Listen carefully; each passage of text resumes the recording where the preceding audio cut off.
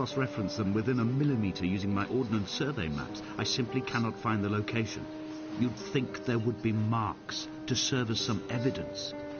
It's somewhere between the turn-off for Sanford and the welcome break services. But although I can always see it in my rear-view mirror, I have as yet been unable to pull ashore.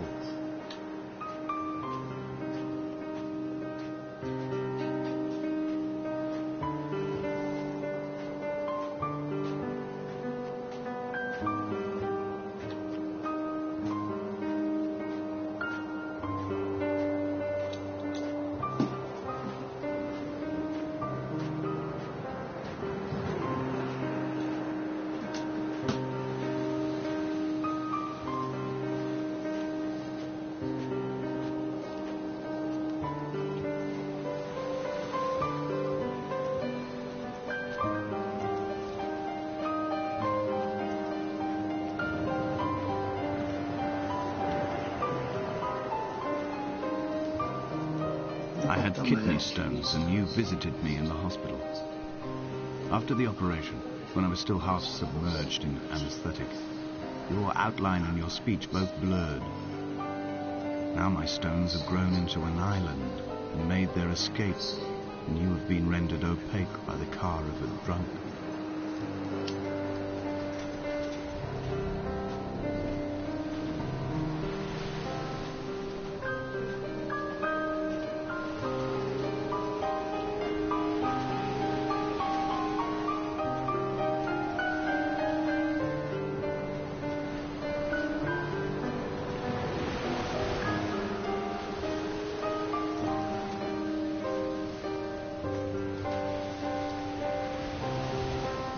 There must be a hole in the bottom of the boat. How else could new hermits have arrived?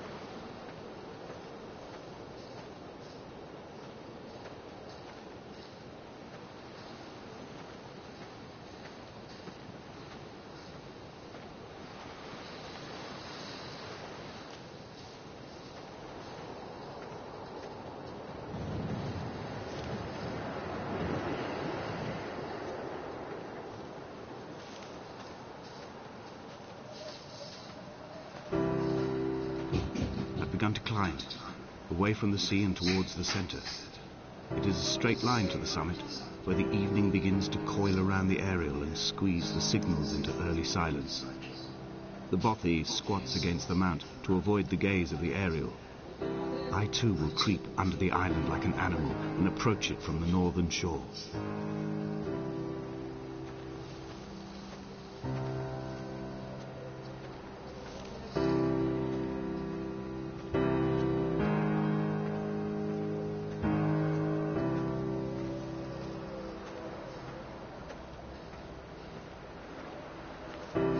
The bothy was constructed originally in the early 1700s.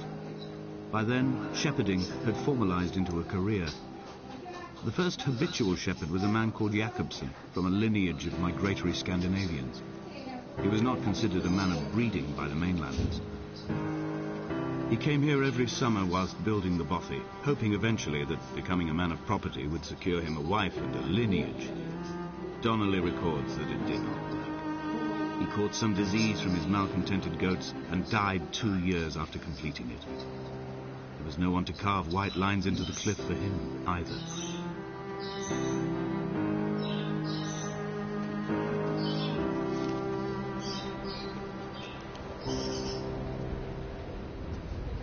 heart is landfill. These false dawns waking to the still never light. I sweat for you in the small hours and wrap my blankets into a mass. I have always heard the waves break on these lost shores, always the gulls forgotten. I can lift this bottle to my ear, and all there ever is for me is this Hebridean music.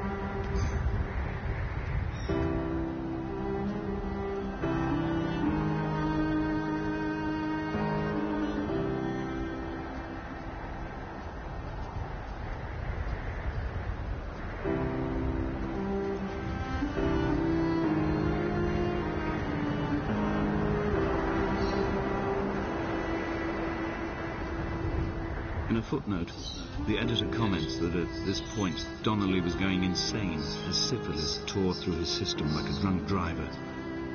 He's not to be trusted. Many of his claims are unsubstantiated, and although he does paint a colourful picture, much of what he says may have been derived directly from his fever. But I've been here, and I know, as Donnelly did, that this place is always half imagined. Even the rocks and caves will shimmer and blur with the right eyes.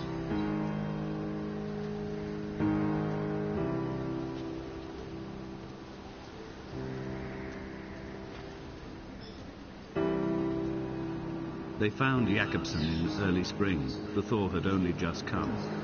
Even though he'd been dead nearly 7 months, his body had been frozen right down to the nerves and had not even begun to decompose. His fingernails were raw and bitten to the quick. They found the phosphorescent moss that grows in the caves deep under the nails. Whatever he'd been doing under the island when his strength began to fail is lost. He'd struggled halfway up the cliff again, perhaps in a delirium, perhaps trying to reach the Bothy's fire before curling into a stone and expiring.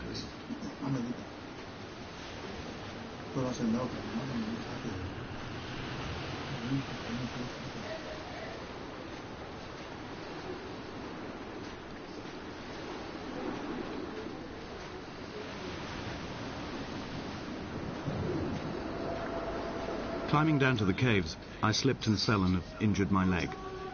I think the femur is broken. It is clearly infected. The skin has turned a bright, tight pink, and the pain is crashing in on waves, winter tides against my shoreline, drowning out the ache of my stones. I struggled back to the Bothy to rest, but it has become clear that there is only one way this is likely to end. The medical supplies I looted from the trawler have suddenly found their purpose. They will keep me lucid for my final ascent.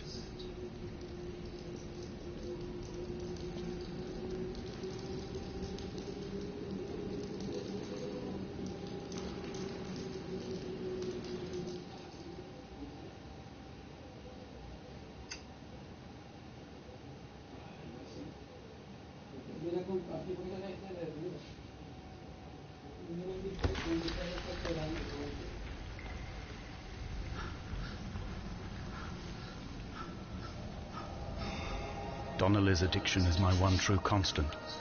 Even though I wake in false dawns and find the landscape changing, flowing inconstantly through my tears, I know his reaching is always upon me.